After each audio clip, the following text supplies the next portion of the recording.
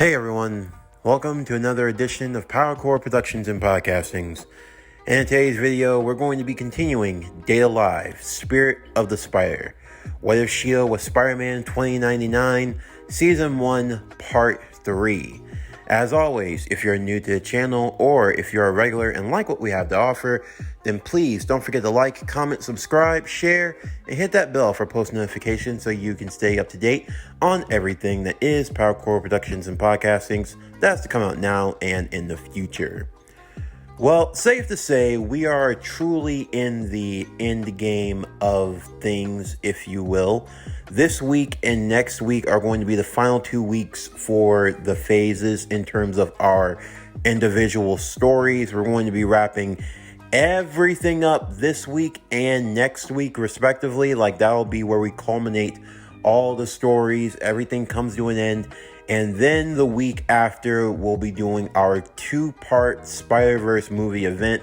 Now, originally, they were both going to be ReZero movies, but they might get renamed. I'm still trying to figure things out. But it will be a 2-part movie event that will close out Phase 2. So thank you all for being a part of the journey. And let's continue on with today's story, Date Alive, Spirit of the Spider. What If Shido was Spider-Man 2099, Season 1, Part 3. As always, sit back, relax, and enjoy the show.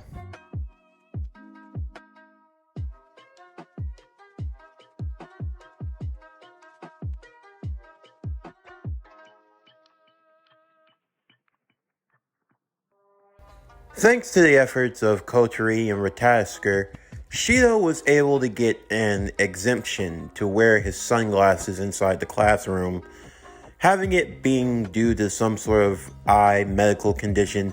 That way the teacher wouldn't bother him about it. As he looked outside the window, looking at the sky and the sun that loomed above him, in all honesty, Shido was half asleep more than anything else. The night before, he had been reading through a dossier, all the files that Tasker had on Isaac Westcott. Of course, he tried to go to Madame Webb to see what more information he could get from her, but the conversation didn't last long and it didn't really go all that far. Of course, he wanted to respect her wishes not to talk about it too much as he left her alone. Kurumi joining him in his room as he continued his reading late into the night. You have to understand, Shido, Kurumi would say. Talking about Isaac is a really sore spot for Grandma Webb. Grandma Webb? It's what I call her every now and then. Reading through the dossier, Shido would say. He seemed, well, at least seemed, a lot like me. That's because he was a lot like you. I mean, I've only heard secondhand stories about him, and even still, I'd have to say that in his early years, you and him were a lot alike. So, Shido would say, I take it he was chosen then to do what I'm doing? He was. He was supposed to be the one that would help free and save the spirits. He was supposed to be the next successor. However, he got greedy. He wanted more and more and more. And when he thought that he had enough power to do whatever he wanted, he tried to take all that power for himself, including the power that Grandma had stored away. The reason why she's confined to that chair now was because of the last battle she was in. Wait, she used to fight? And from what I hear, she was a damn good fighter. Her last battle was against Westcott. He tried to take all of her power away, forcibly. Like that molten guy. And you've seen firsthand what happens. Spiritual corruption. Yeah, but that's just the least of your worries. Honestly, if turning into that molten thing is the worst thing that happens to someone that takes the powers of a spirit, or at least tries to, you could consider that mercy. No, a fate worse than death is what happens for someone who tries to take the power of a spirit. You could say that on a molecular level, someone trying to take too much of something that's not rightfully theirs, it backfires. Like a jamming wave, it scrambles the signal, scrambles the cells in your body. You eventually fade and turn into the nothingness.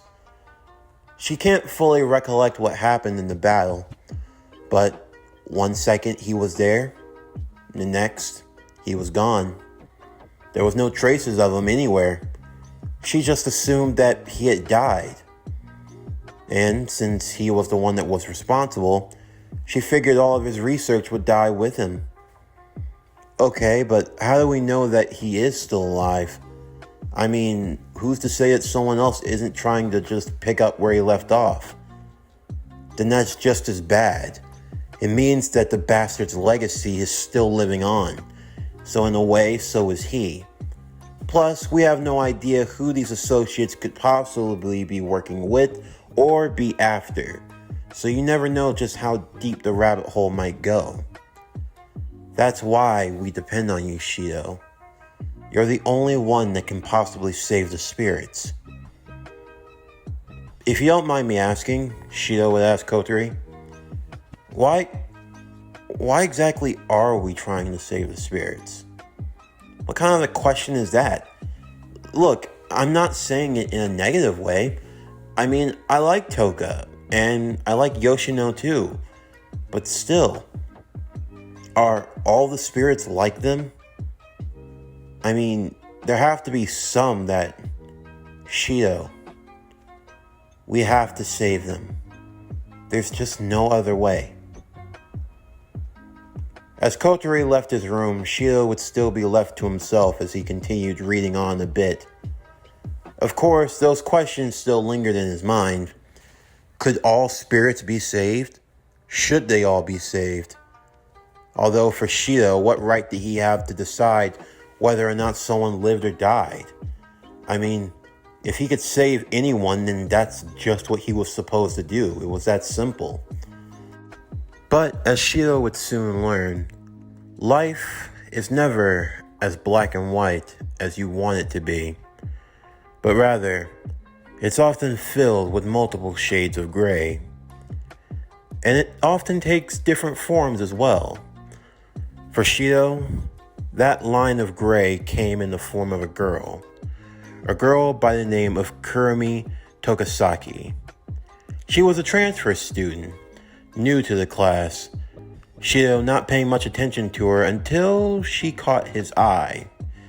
Even under his glasses, he felt as though that single crimson eye was peering right into his own. As she walked up to him and asked if he'd be so kind as to show her around. Not seeing any reason to object, Shido would do so. Although, while the girl was definitely cute, and the appeal of being with her was nice, she had made a rather offhanded comment. She called herself a spirit. Of course, no one in the class was taking her seriously, of course, but all the same, Shido had to remain on guard. Even as the tour around the school would continue, things got a little spicy. Ratasker were giving Shido different options for what he should say or what he should do, and somehow the idea of asking to see her panties came into question. And she was more than happy to oblige, calling him a sussy baka of sorts. Maybe he was a One Piece fan, she would remark, although Shido, while he would claim that he was, his favorite Straw Hat was Zoro. I wonder what your favorite female is. Oh, it's Nami. Is that right? I'll have to keep that in mind, Shido. Of course, as they continued talking, Kurumi would have a very lustful eye towards Shido, looking at him not more of a person, but like a meal, something ready to be devoured. When the day came to an end, she would ask if she and Shido could potentially get together once again. This time, however, she would prefer if they were alone. As Shido was making his way home that evening, along with Toka, as he had to get dinner started, a girl who seemingly knew him would suddenly be in his path. Her name was Mana Takamiya. Shido would bring Mana to his home, where Yoshino along with Kotori would be waiting. Kotori being the most surprised of everyone to learn that Shido had a sister. Well, he was adopted, so the possibility was always out there. But still, she didn't suspect that Shido would actually have other family members, or the chances that they could actually meet. What happened next, you could say, was a quarrel of sorts, a battle for the position of little sister. All the while, Shido was trying to defuse the situation. Kotori feeling as though her Shido was going to be stolen away from her, and she didn't take too kindly to Mana, who kept continuously ensuring that she knew that they were blood siblings, although Kotori would respond that since they were blood siblings, then they couldn't even get married. And well, this sparked the conversation to take a lot more weirder turns that Shido was not in the mood to go down that sort of rabbit hole at all. So, to say the least, dinner was awkward, but pleasant enough, and for Shido, he had learned that he had new family. Of course, though, it was later on in the night. A situation had occurred.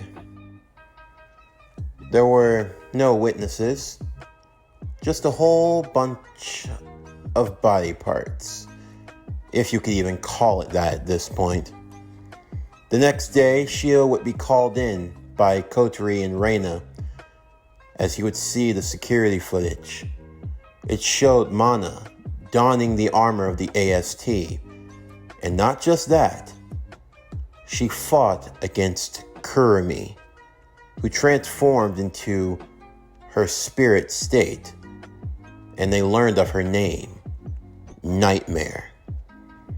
If that wasn't strange enough, Shido watched as Mana was actually able to take her down and to kill her.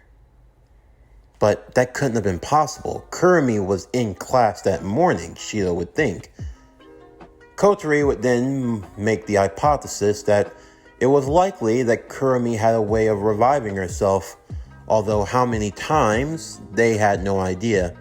So it was best to try to seal her power away before they lost her forever. Shido would agree, and later on that day, he would ask Kurumi out on a date. And to his surprise, without much convincing, she said yes. She was looking forward to it. Now, that would have been well enough and good if it weren't for the fact that Toka also wanted a date that day, and she wanted to go to the aquarium. Shido now had to juggle 2 dates, but before he had a chance to relax, his phone would ring, as Origami just flat out demanded he come for a date with her, so now he had 3 dates in one day. Well, now it was time to put those superpowers to use, because he was going to have to move all around the shopping area at record-breaking speeds. Thankfully, though, the dates all started at different times, so he figured he could work something out. The first was with Toka. He was taking her to the aquarium. She had never been there before, and she didn't have a concept of what the aquarium was, but she was enjoying it well enough. She just enjoyed being able to spend time with Shido. They were able to enjoy at least half an hour's worth of sightseeing among the fishes before Shido would have to make an excuse quickly, as he would go and meet with Kurumi next. Of course, Ratasker would be giving him many options, as this was the main date that required the most attention. One way or another, out of all the options they could have gone with, Shido found himself in a lingerie store with Kurumi. And to the girl's credit, she wasn't shy or bashful about going. If anything, she marveled that Shido was so forward about what he wanted. Among many of the items that they saw in the lingerie shop, of course, there was the black set, which she tried on. But she saw something else that really caught her eye. As she had Shido turn around to show what she had found, to his surprise, it was that. What's that, you might be asking? Oh, it's just a familiar bikini top and bottom set from a particular movie called Strong World. I'm sure some of you have heard of it, and some of you are familiar with the infamous scene with a girl with long flowing orange hair and a tattoo of a tangerine and a pinwheel on her left shoulder. Well, Kurumi, being the tease that she was, decided to play into Shido's fantasies. I might not have the hair down, but I think this is more to your liking.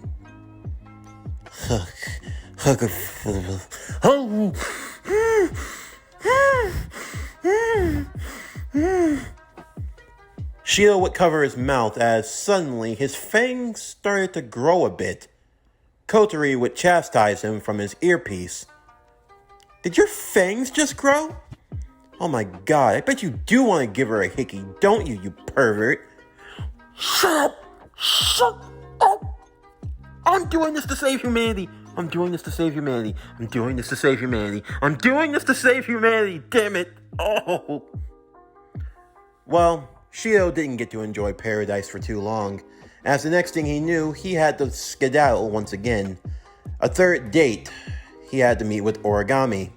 This time, things started off at a restaurant, although Origami wanted to take things to go a bit more privately. Yeah, if Kurumi was forward, Origami was just a walking billboard sign that told you exactly what she wanted.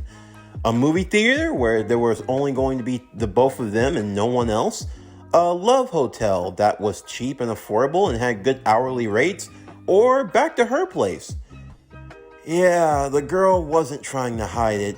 She was more thirstier than a hiker in the Sahara Desert, but Shido was able to calm down her expectations and deciding on a nice family restaurant. A family restaurant, Origami would say, in as monotone of a voice as possible.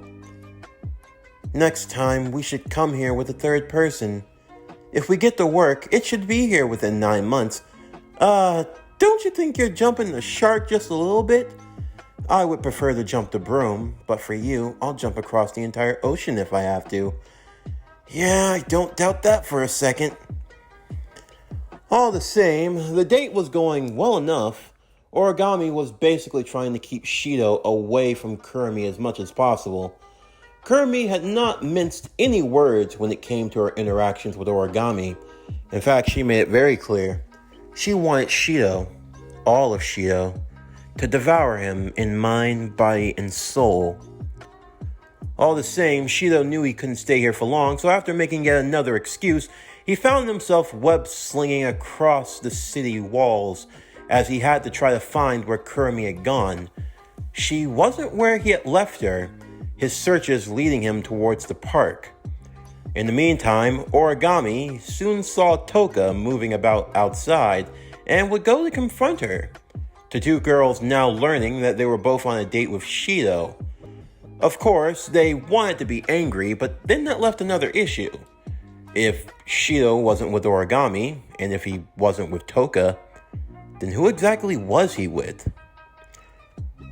Well, Shido was in a bit of a jam.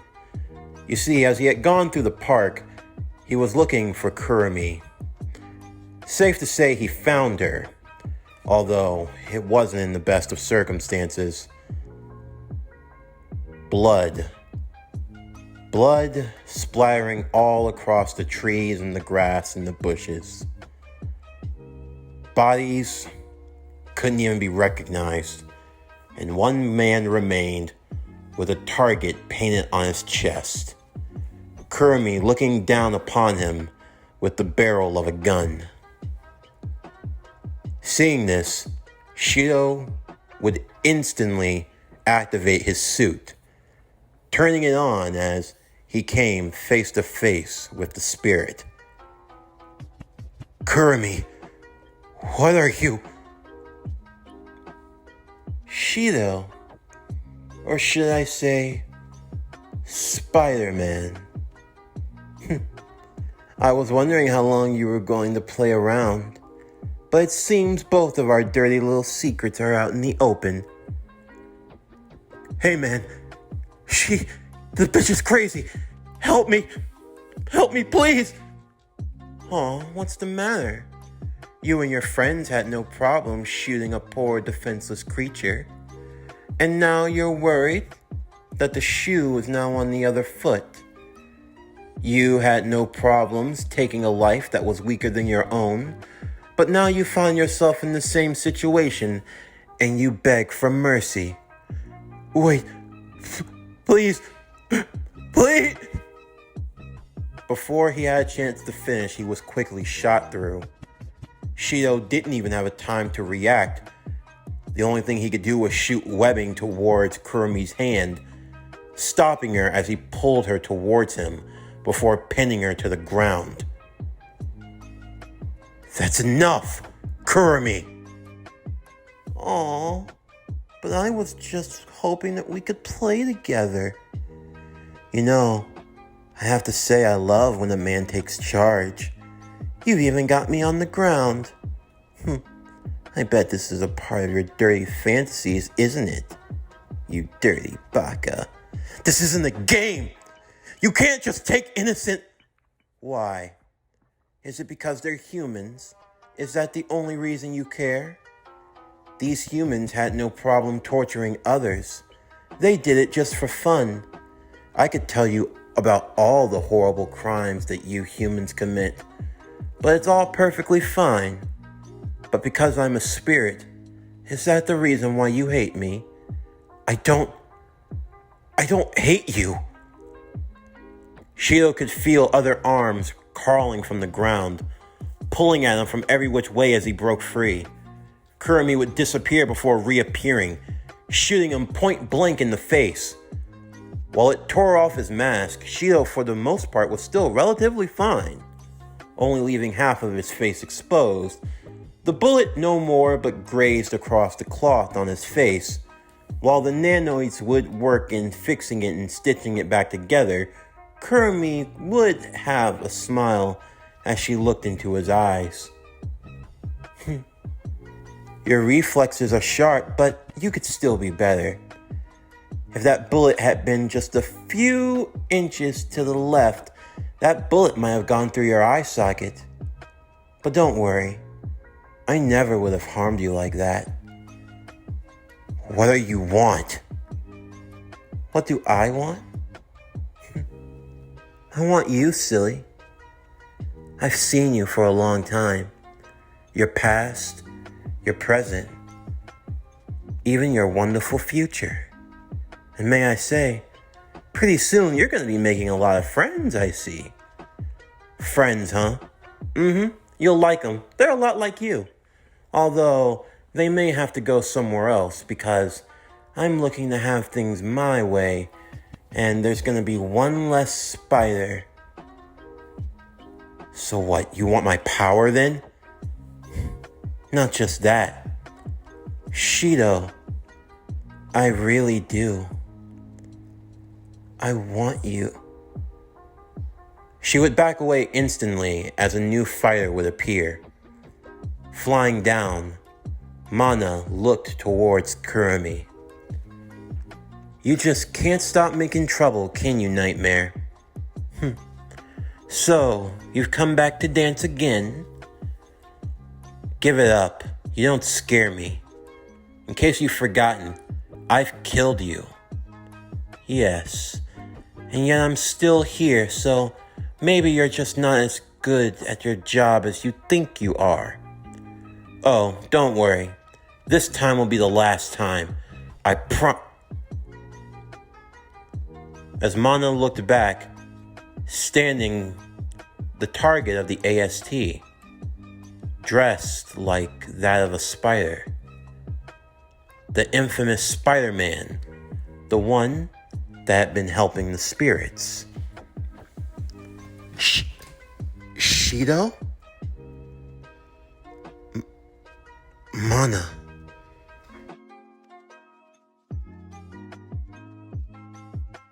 This concludes Data Live, Spirit of the Spider. What If Shido was Spider-Man 2099, Season 1, Part 3. As always, if you enjoyed today's video and everything else that we have to offer, then please don't forget to like, comment, subscribe, share, and hit that bell for post notifications so you can stay up to date on everything that is PowerCore Productions and Podcastings that has to come out now and in the future. Stay tuned for tomorrow's video as we will be doing a Jujutsu Kaisen The Spider's Curse OVA special, If This Be My Destiny. What If Miles Morales was Sukuna's vessel? The OVA special. But anyway, that's going to do it for the end of today's video. I'm Javon Harrington with PowerCore Productions and Podcastings, signing off, and I'll see you next time.